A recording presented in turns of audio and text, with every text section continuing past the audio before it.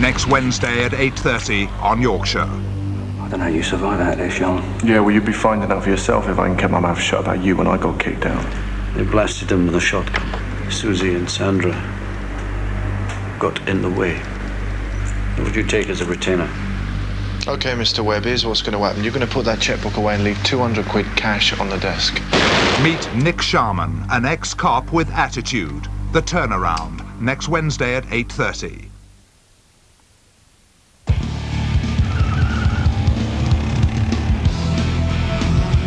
Cadbury's invite you to race the ace. Double world champion Nigel Mansell. All you need are 20 special wrappers from participating Cadbury bars and you can go karting absolutely free. Do well and you could race Nigel Mansell at Brands Hatch. They're good. The sooner you get the wrappers, the sooner you'll be on the track. The details are on Cadbury's Race the Ace packs. Maybe I'll see you at Brands Hatch.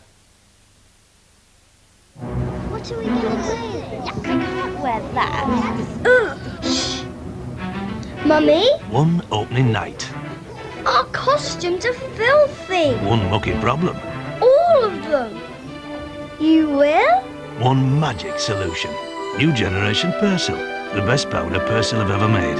Best because it shifts tough stains first time on more fabrics at more temperatures. Performing so brilliantly, you can hear the applause for miles. I hear they're doing Alibaba and the 40 Thieves next.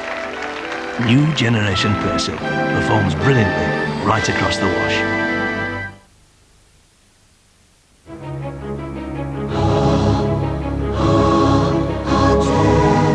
Is it true that when you are naked, you feel at your most vulnerable?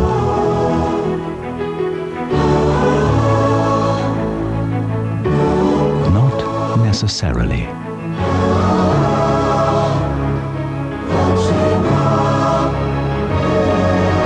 The 9000 from Saab. Pure driving pleasure. You know, you'd look great as a blonde. Do I know you? Nice and easy. 104. It's you. Well, I've never colored my hair. Oh, trust me.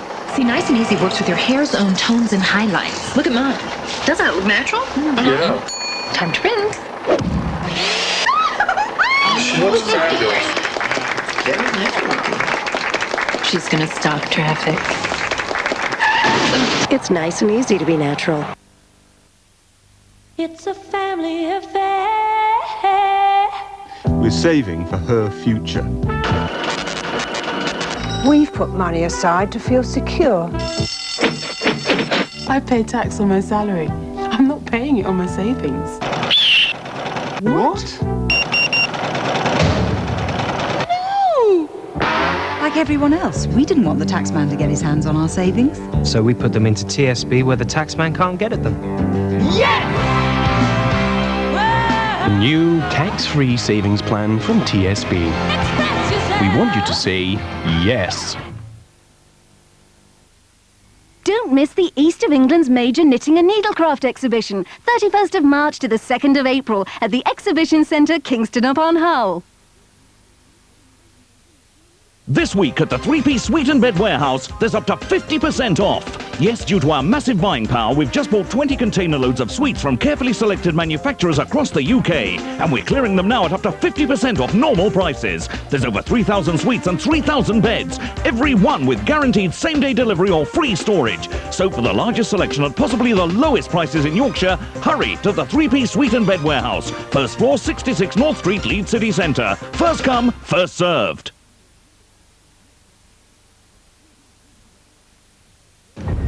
Meet the Mirror Man. He lives with his friend Gary in a deserted church. I'm the only thing that stands between you and the darkness. Gary's social workers want to help him. I'm sorry to bother you again. You better come in. But in the Mirror Man's terrifying private world, there are other plans for Gary. Chiller, Thursday at 9 on Yorkshire. Apologies for the sound on that one there. We've got more movies coming up at 11:35 tonight, now on Yorkshire at the time, 10 o'clock.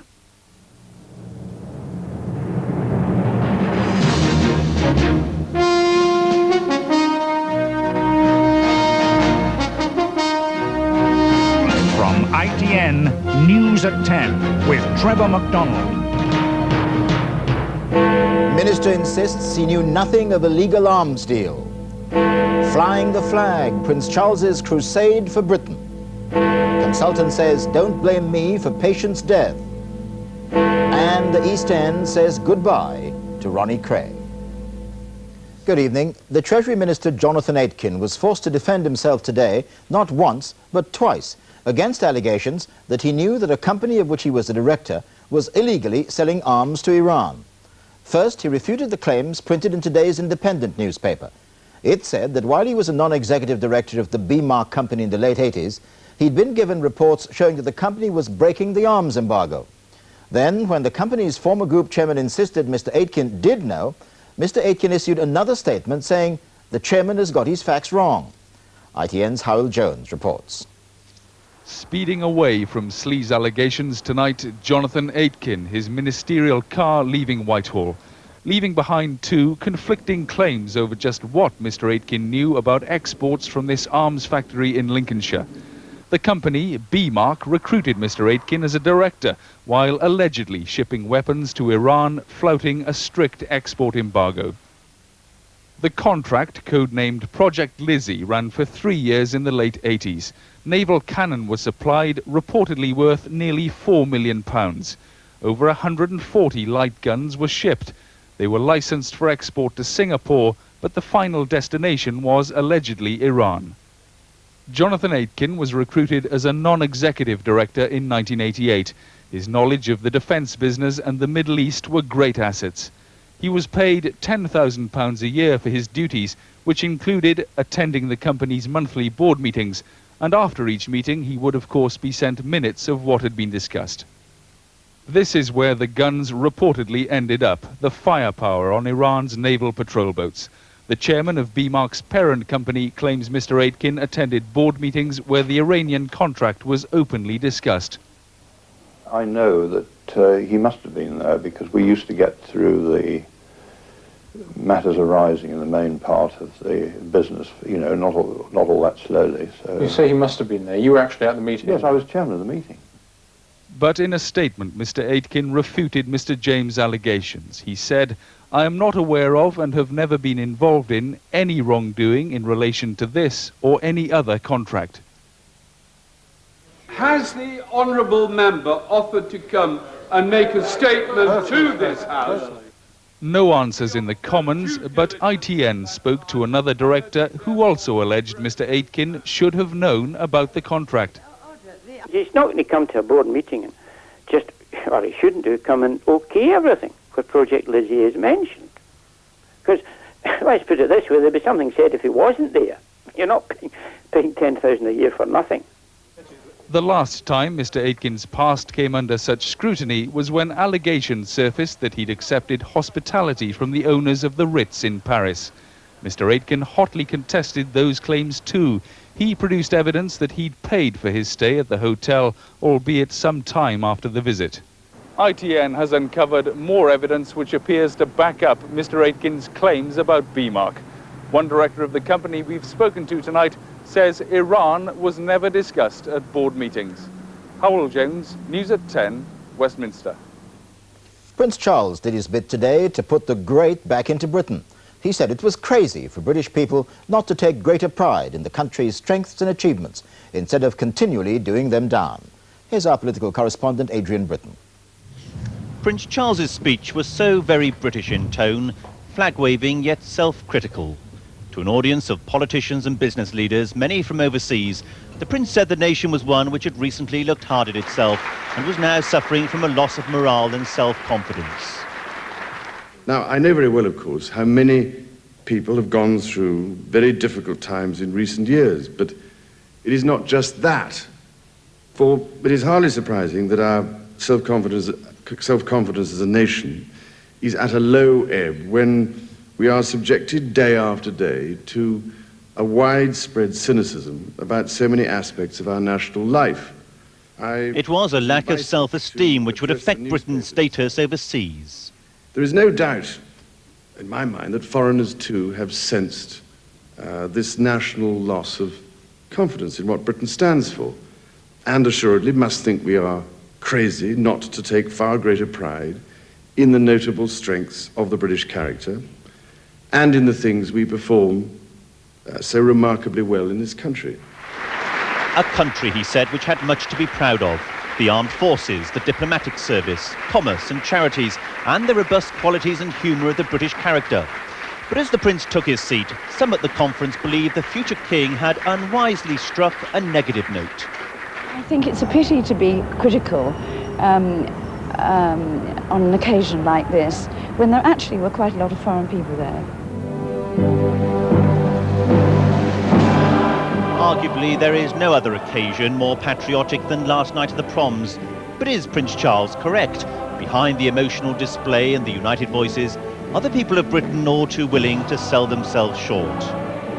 I really do think we are much too negative. I think, yeah, we do have a tendency to be quite negative about the country. But also, we could sell ourselves better abroad.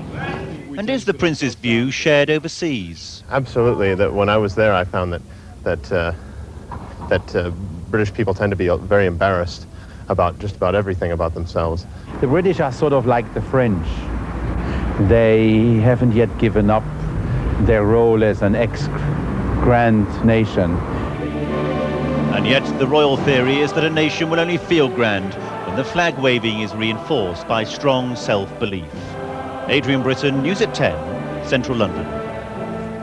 There was a new twist today in the case of the dying man who had to be flown 200 miles for brain surgery. A report published today concludes hospital beds were available and blames the hospital consultant for not doing enough to find them. He says he's being made a scapegoat. Our health correspondent Anya Seetharam reports. It was to Queen Mary's Hospital in Kent that critically injured Malcolm Murray was brought. It doesn't have a neurosurgical unit. Junior staff had to ring 14 hospitals before a bed could be found 200 miles away. But the report says the all-night search was unnecessary. 2 beds were available in London. Anthony Percy, the duty surgeon, is criticised for staying at home. He insists that there weren't the specialist facilities in London. Certainly I'm not to blame for the fact there were no surgical beds in London. And I'm not prepared to accept blame for that. Mr. Murray was flown to Leeds. The report says with no central admission system, doctors have to negotiate and rely on personal contact. It infers a senior doctor may have had more success. I am he who is being referred to as the junior doctor in the press. I would like to say in the first place I'm deeply disappointed at the criticism that is being pointed at my consultant colleague, who was very supportive throughout the events of the evening. We did everything humanly possible to effect the proper care for this patient. Although beds were available in London, critics say the haphazard system of admission puts pressure on intensive care shortages. Prison governors faced with record overcrowding said today desperate measures may be needed to cope with the growing number of inmates. Among the measures, turning offices into cells. The government favours a different solution. It's decided to convert a former Borstal near Nottingham into a new prison. Our Home Affairs correspondent Harry Smith reports. The government's announcement came as prison governors began their annual conference at Malvern in Worcestershire, amid warnings of trouble ahead if something isn't done to reduce overcrowding. Prisons in England and Wales now hold more inmates than ever before. Governors fear this could halt the reforms introduced after the Strangeways riot and designed to improve conditions. From a peak of just over 50,000 in 1988, the prison population had been on the way down until 1993. Following Michael Howard's pledge to get tough on crime, it began to rise again until it reached its present record level of over 51,500. But at the same time, conditions have improved. The number of prisoners living 2 or 3 to a cell has steadily dropped. Latest available figures show it at just 17% of the prison population. And conditions will improve further. Today's announcement means that this former Borstal in Nottingham will be the site of a new prison, which, along with others announced last year, will bring to 7 the number of planned new prisons. We're planning an extra 6,000 places over the next few years, which should meet the disposals of the courts. Obviously, we want to avoid going back to a position of serious overcrowding. But the governors say it'll be many years before the new prisons are ready. Action should be taken now to stop people being sent to prison who shouldn't be there. As a governing governor, to see middle-aged women being brought into prison for not paying their TV licenses, their poll tax or other debts seems an incredibly stupid way of using expensive, secure prison places. The prison governors want the courts to divert more people away from prison, especially those convicted of minor offences. But that's a solution unlikely to find favour with the Home Secretary, who's made it clear that if the price of defeating crime is an ever-rising prison population, that's a price he's prepared to pay. Harry Smith, News at 10, Worcestershire. The majority of the wide variety of slimming products in the market today are safe to use and can be effective. Now, the government wants to ban those which contain amphetamines because they're addictive and because they can cause mental problems. ITN's Robin White reports. In thousands of fitness centres around the country, the battle goes on to shed the pounds. It is, by any standards, big business. The slimming industry in this country is worth an estimated £1 billion a year. What the government is worried about are doctors who prescribe amphetamine-based slimming pills as an aid to losing weight. We are well aware that some doctors are prescribing these totally inappropriately to people who are not clinically obese but just wish to lose weight, and there are some dreadful side effects and people are being very badly affected by them. The Consumers Association, which says doctors working in private clinics are putting profits before ethics in prescribing such pills. In 3 out of 4 clinics that we visited, these so-called slimming clinics, we found that drugs were being given out very easily, and in most cases they were being given out with very little advice. Sam Kurt was prescribed slimming pills for over 6 months before she stopped because of the side effects. After a while, I started to become paranoid, not sure of myself, and very, very easily my mood swings would just change, and then I started to feel almost as if I had butterflies in my stomach. The Department of Health is considering making it a criminal offence to prescribe such drugs to slimmers. In the meantime, the experts recommend more conventional ways of losing weight. Robin White, News at 10, Central London. Still to come on News at 10, what the EastEnders said to Reggie Kray at his brother's funeral. Pretty in pink, why diamonds are no longer this girl's best friend. And why those most at risk from the deadliest of cancers aren't routinely screened. They expect women to be thrown on the scrap heap at 64.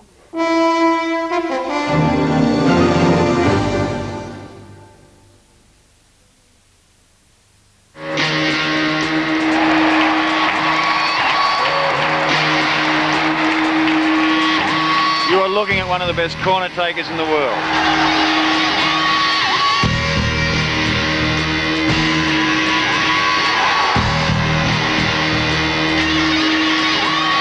And of course, Ryan Gigg. The Citroen ZX with programmed rear wheel steering.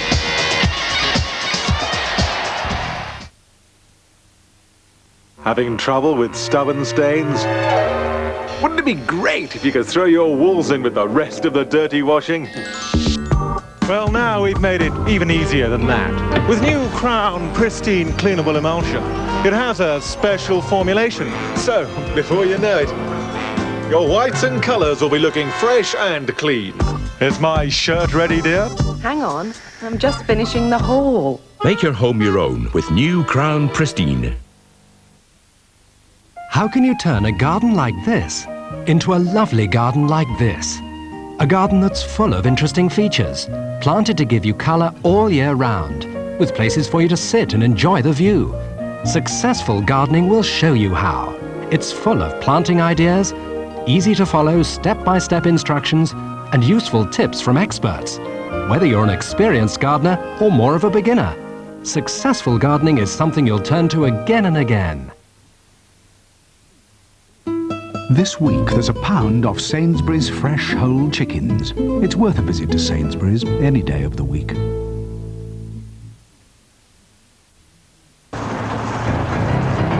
Come on. Wow, who says crime doesn't pay? The bigger they are, boss, the harder they fall. I'm thinking of buying a house there. On your salary, boss. And how do you intend to pay for it? With your Barclay card. Well, funnily enough, sir, you could get up to £1,500 back from Barclay card with a new Barclays mortgage. £1,500, eh? Well, Belgravia beckons, boss. I think it's a good offer, sir.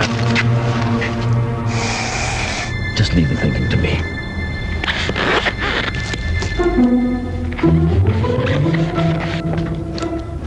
Aha.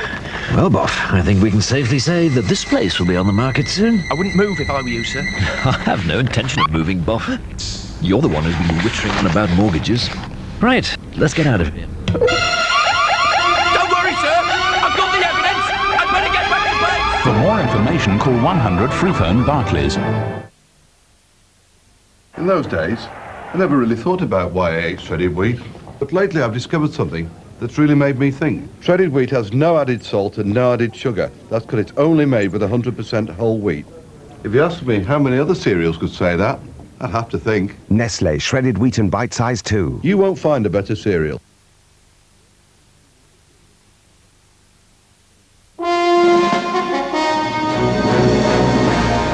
Welcome back. EastEnders turned out in their hundreds today for the funeral of gangland killer Ronnie Kray.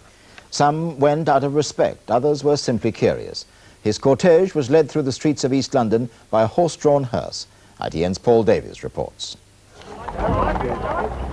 It was the East End send-off that Ronnie Kray planned in his prison cell and requested before his death.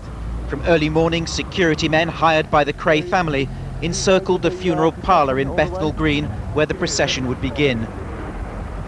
Among the floral tributes to the former gangster and convicted killer, this from his twin Reggie, and a wreath from the actress Barbara Windsor.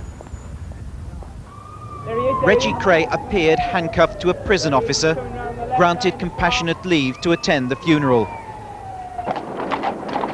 The procession was to take Ronnie Kray's body along the streets the twins used to rule with their own brand of terror and protection rackets. There were large crowds, several thousand according to police estimates, but most were curious onlookers, and not all agreed with the theatrical style of the villain's funeral. I think it's disgusting, really. He's obviously a local hero. There's a lot of people around here with suits in that I wouldn't have expected to see with suits on. I don't think it's right myself. The coffin was carried along Valence Road, but the terraced row where the Kray family used to live has long since been demolished. It's unlikely the gangster would recognise the East End of today. At St Matthew's Church, Reggie Kray was greeted like a local hero, but a former convict-turned-writer recalled the Krays were not always so popular. They weren't liked at the time. They were certainly respected and feared, but they weren't liked. There won't be too many tears shed about the demise of Ronnie Kray. I would say great funeral, shame about the life. But the family has defended Ronnie Kray, saying people shouldn't forget he was mentally ill when he committed his crimes. The one thing I would love people to remember, who say bad things, remember he had an illness, and if it wasn't for that, he would have been a different person. The Kray family were determined that nothing should overshadow today, but once Ronnie Kray has been buried, they'll redouble efforts to win the early release of his twin brother. Dozens of supporters chanted "Let him out" as Reggie Kray left the church. From Bethnal Green, a journey across East London to Chingford, and the cemetery where members of the Kray family are buried. Reggie watched his brother buried alongside his mother and father before being taken back to Maidstone Jail to continue his life sentence. Paul Davis, News at 10, East London. And the Gloucester builder Frederick West was cremated today, 3 months after he was found hanged in his cell. Only a few family members attended the service in Coventry. His son Stephen then described to Central South his father's mood before his death. You're just going to listen to him, Stephen? He was very upset. He was very distraught all the time I visited him. He never wanted to go to trial. He never wanted to answer any questions whatsoever. He wanted it to end this way, and that's the way he chose to do it. They poured across the border in their thousands again today, the Hutu people of Burundi, fleeing into Zaire from the murdering gangs of their bitter rivals, the Tutsis. Western diplomats continue to insist that it's too soon to draw parallels with the bloodletting which went on in neighbouring Rwanda. Burundi is roughly the same size as Rwanda, where 1 million people died in violence last year. Both countries have large Hutu majorities. In Rwanda, the violence began when Hutus attacked the minority Tutsis. But in Burundi, the Hutus are the main victims. The Tutsis, who make up just 15% of the population, control the army and much of the government, and they want to keep it that way. Our Africa correspondent Mark Austin is in the Burundi capital, Bujumbura. Burundi is a country of fear and a country of the dispossessed. In this village outside Bujumbura today, we found hundreds of Hutus heading for the Zairean border. For 2 days, they've been taking refuge in the hills away from their home suburb, many bearing the scars of ethnic violence. Now they're adding to the exodus. An Italian priest told me he tried to persuade them to stay. People are very afraid, and at night, because they are so afraid, many of them are sleeping out in the countryside so that they can just get up and run away. The fear is that this is the beginning of a sinister process of ethnic cleansing. This is the place they left behind. Houses burned, the area deserted, except for a few families who simply refused to go.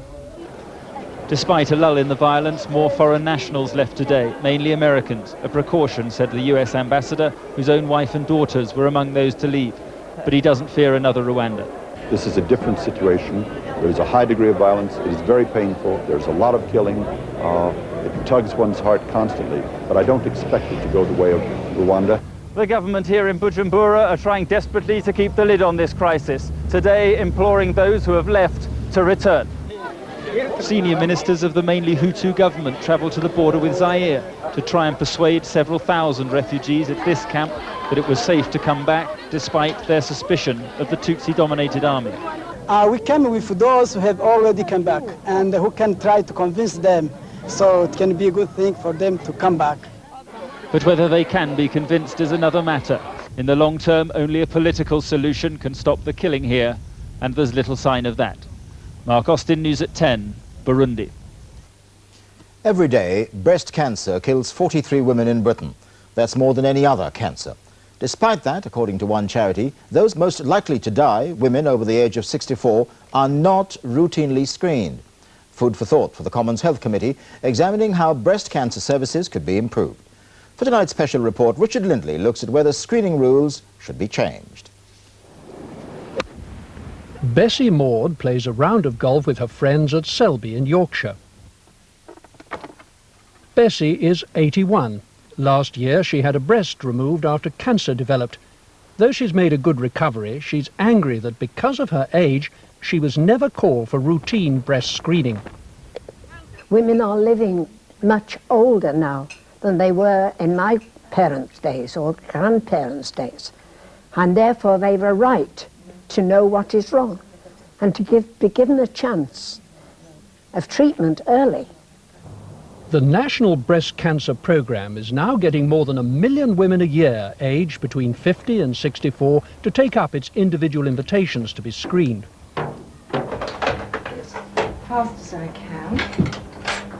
Now, if you put your left hand up on the bar. The machine X-rays each breast in turn.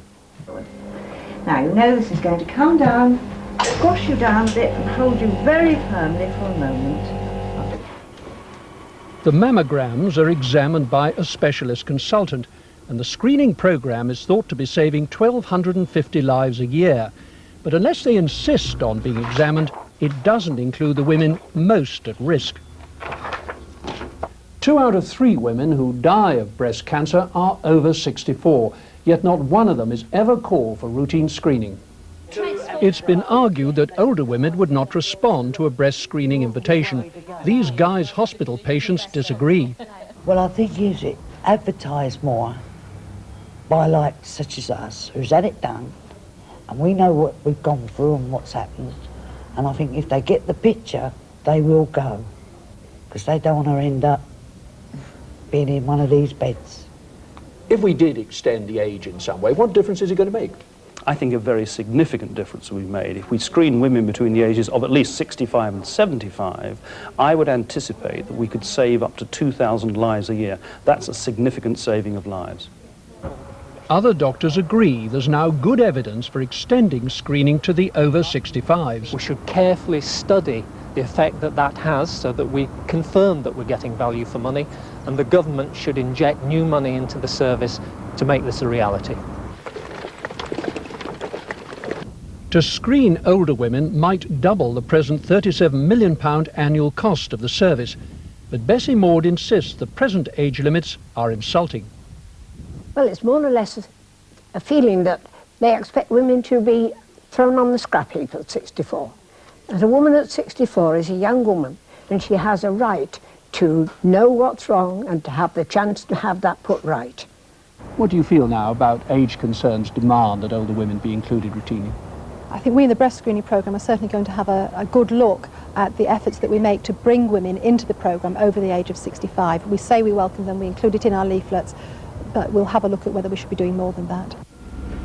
The Select Committee will soon be questioning the Health Department. They'll want to know why screening should not now be extended to older women, the ones who'd benefit most. Richard Lindley, News at 10, Yorkshire. The risks of excluding older women from breast cancer screening. Soccer, and in the European Cup qualifying matches, Scotland kept their hopes alive with a goalless draw against Russia in Moscow. Northern Ireland put a big dent in the hopes of the Irish Republic.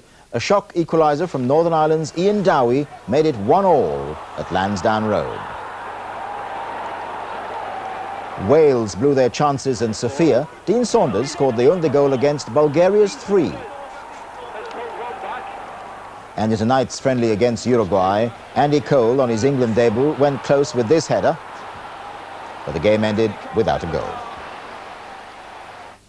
The main headline again, the Treasury Minister Jonathan Aitken has defended himself twice today against claims that he knew a company of which he was an executive director was illegally exporting weapons to Iran. And finally, diamonds, it seems, are no longer a girl's best friend, not if the girl in question is a dame in her 90s. Dame Barbara Cartland, the novelist, says jewellery is now more trouble than it's worth. She's putting most of it up for auction. She's worried about their security, and she says they're no longer the grand parties they once were. That's fine, that's fine.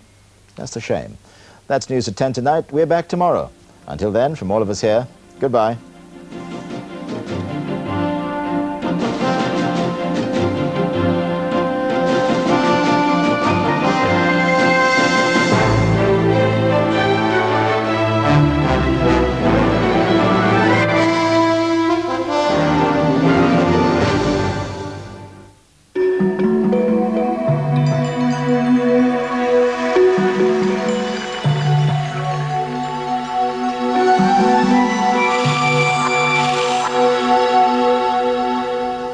Hello, good evening.